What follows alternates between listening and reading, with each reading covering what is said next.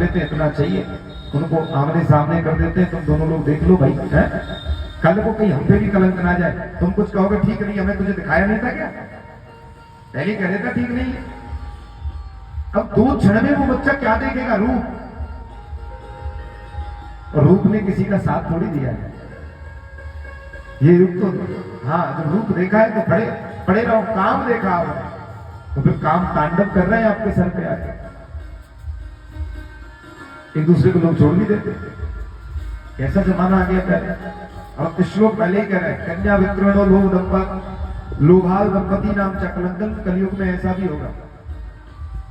बहनों के पास जाने के लिए समय नहीं है, बहनें फोन कर रही भैया कभी इधर भी आ जाओ, दर्शन दे दिया करो, क्या बताऊं बहन बड़ा बिजी रहता हूं, और वही साली जी का फोन आ जाए, जीजा जी चले आओ, बस बस बस समय निकाल के जरूर आऊंगा, हाँ घबराओ मत तुम, जरूर आऊंगा मैं। साली के लिए तो समय मिल जाता है, मगर बहनों के लिए समय नहीं। साले साहबों से आजकल लोग क्या कहते हैं, साल को बुद्धि गायेगा, कुछ लोग कह रहे हैं ऐसा है कि साले साहब हमें बुद्धि देंगे, क्योंकि भाई तो शत्रु हो जाएंगे, ये मेरा भाई ना मुझे खा गया, अरे राम राम। एक उधर से उत्पन्न होने वाले हम एक दूसरे को आपस में लड़ रहे हैं, किसके लिए, धन के लिए, अरे सब लोग रखो, मेरा ही भाई है, कोई नहीं तू ज्यादा दे दे, भाई दुश्मन हो जाता है। तो साले साहब, आजकल साले से कोई साला नहीं कहता, भाई साहब कहते हैं, ये हमारे छोटे भाई साहब हैं, बड़े भाई साहब हैं, कोई भी कार्य करने से पहले भाई से सलाह लेके नहीं, मगर साले के पास जरूर फोन लगाएंगे। देवी जी भी कहते हैं अरे उनसे भी पूछ लो क्या जाता है, मगर ये कभी नहीं कहते अपने भाई से भी पूछ लो ना क्या जाता है। तो कहने का भाव सोचिए, श्लोक ने पहले ही कह दिया, कन्या विक्रयणो लोभाल दंपति नाम चाकलंकरम, लोभ के कारण व्यक्ति कैसे कैसे कार्य करेगा। बहनों के पास जाने के लिए समय नहीं, तो साली खासम खास है, भैयाओं को दूर किया और साले रहे पास, साले पास रहते हैं। ऐसा समय आ गया कहीं काल में, नारद जी कह रहे हैं कि मेरी स्थिति और बिगड़ गई।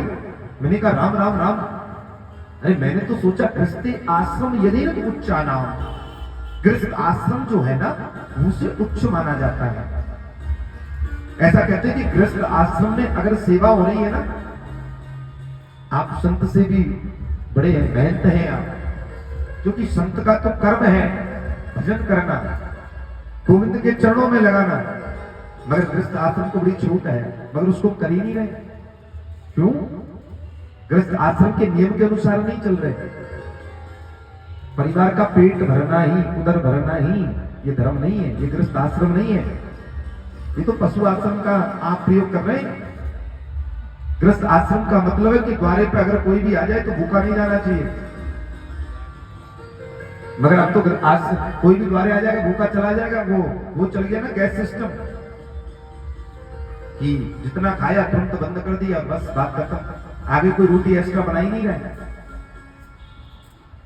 तो जीवन में याद रखो, अगर गृहस्थ आश्रम का पालन कर रहे हैं तो 4 रोटी सदैव एक्स्ट्रा बना के रखो, चाहे गैस पे बनाओ चाहे चूल्हे पे, और बना के रखना प्यारे, वो मिथ्या नहीं जाएंगे, कोई ना कोई द्वारे पे आ ही जाएगा, चाहे गाय आए। गृहस्थ आश्रम का मतलब है कि गौ ग्रास निकालना चाहिए सुबह के समय। गृहस्थ आश्रम का मतलब है कि शाम को कुत्ते को ना रोटी डालनी चाहिए। अब आप ही सोचिए कितने डाल रहे हैं, नित्य प्रतिदिन ये काम कौन कर रहे हैं? बहुत अच्छी बात है, करना भी चाहिए, जो कर रहे हैं बहुत अच्छी बात है। अग्नि भगवान को ग्रास निकालना चाहिए, कोई भी अतिथि द्वारे पे आ जाए भूखा नहीं जाना चाहिए। तो प्यारे गृहस्थ आश्रम के नियम है, गृहस्थ आश्रम में रहकर के कुछ समय ऐसा निकालें तो भगवान का भी भजन करें। माया यदि रूपी ने तो काम और माया को आप गृहस्थ आश्रम कह रहे नहीं, ये नहीं हो सकता। आज कहने लगे भैया मेरी बड़ी स्थिति खराब हुई, सब जगह गया, मन में शांति नहीं, मैं वृंदावन गया, वहीं मैंने कौतुक देखा कि एक स्त्री रो रही है, नव युवती स्त्री रो रही है और 2 वृद्ध उसके पैरों में पड़े हैं। मगर मैंने कलयुग की ब्रह्मणा को देखा तो उस स्त्री के पास नहीं गया, क्योंकि कलयुग में वृत्तार जैसु संता, कलयुग में वृत्त को संति नहीं मान रहे। अब मैं तो अकेला ही क्या करता, मैंने सोचा वैसे कहीं हम तो चले। जैसे ही मैं चलने लगा उस स्त्री को छोड़कर, वो स्त्री कहने लगी, भव भव साधु क्षणम तिष्ठः, भव भव, अरे साधु जी रुकिए, साधु क्षणम तिष्ठः, एक क्षण आप रुक जाइए, मम चिंता विनाश्यः, मेरी चिंता को दूर करने वाले ही आप हैं। बोले जानने वाले, कोई जानी पहचानी स्त्री लग रही है जो कह रही है कि साधु जी रुक जाइए, मेरी चिंता को दूर करने वाले आप हैं। दर्शनम तम लोकस्य सर्वथा हरम पापम, दर्शनम तम लोकस्य सर्वथा हरम परम, कि आपके दर्शन मात्र से पापों का छेड़ हो जाता है। पर आप जा रहे हैं, कहने लगे कि मां तुम कौन देवी तुम?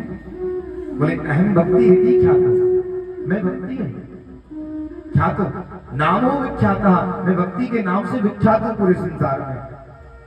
बोले किस कारण रोशनी तुम्हारा, किस कारण से तुम रो रही हो? बोले क्या बताऊं, मैं हर जगह गई, मैं वृद्ध थी, मेरे पुत्र ज्ञान वैराग्य नवयुवक, मगर जैसे ही वृंदावन में आई मेरे पुत्र तो वृद्ध हो गए और मैं एक युवती हो गई।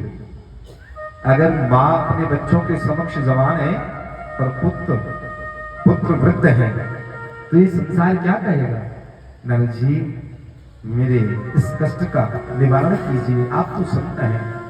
और देखिए जब द्वारे पर संत आता है ना तो बड़े भाग उदय होते हैं, और संत का आना, ब्राह्मण का आना, अतिथि का आना कहीं ना कहीं किसी ना किसी कष्ट का अंत करता है। बड़े भाग्य जब जानी हो, जब मिले भी आवे संत, संतन को मिलवो करे सब कष्टन को अंत। अगर कोई बिन बुलाए आपके द्वारे संत आ जाए तो मान लीजिए कि जीवन में कोई कष्ट का अंत होने वाला है।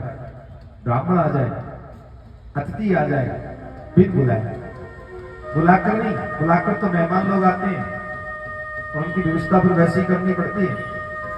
अब यहाँ आपको पता था कि आज से 15 दिन पहले की यह कथा होने वाली है।